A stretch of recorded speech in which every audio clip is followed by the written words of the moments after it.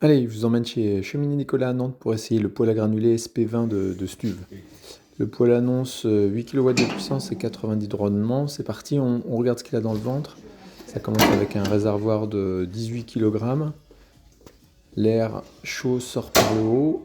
Là, on voit les consignes pour l'entretien régulier de l'appareil.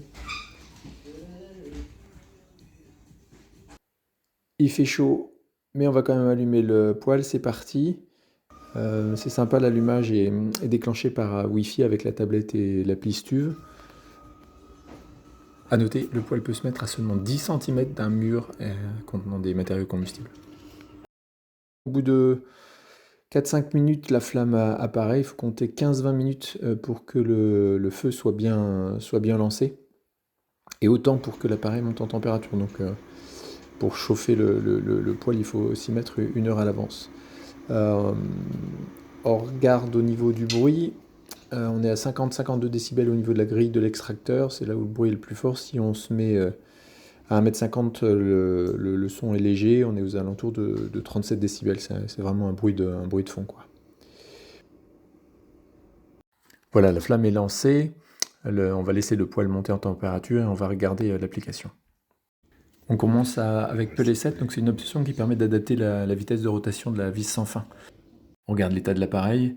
Vous avez accès aux données en temps réel, par exemple la température de l'appareil, la température de la pièce. Là, c'est les historiques d'alarme. On a aussi accès à tout ce qui concerne l'entretien, donc le nombre d'heures de fonctionnement, le nombre d'heures avant le prochain entretien, le nombre d'allumages et puis le mode d'emploi si besoin. La garantie, avec toutes les infos liées à l'appareil. Les docs techniques.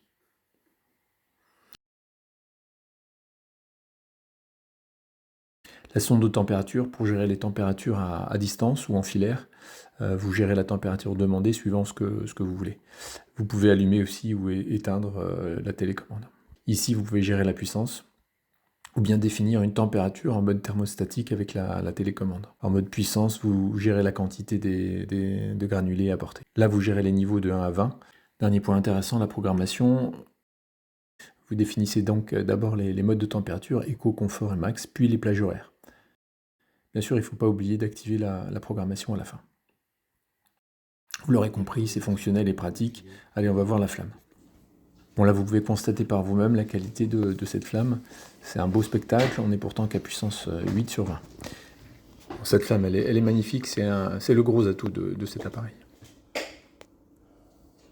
On revient à la mesure du bruit, on est à 45-46 décibels. Il a baissé au niveau de la grille d'extraction de l'air chaud puisque la phase d'allumage est terminée. Si je me place en face du poêle, c'est normal, il a lui aussi baissé, on est à 35-36 décibels, mais franchement, le son devient imperceptible. Voilà, c'est la fin de la prise en main de ce poêle à granulés Stuve SP20, un poêle qui, de toute évidence, a été très bien pensé.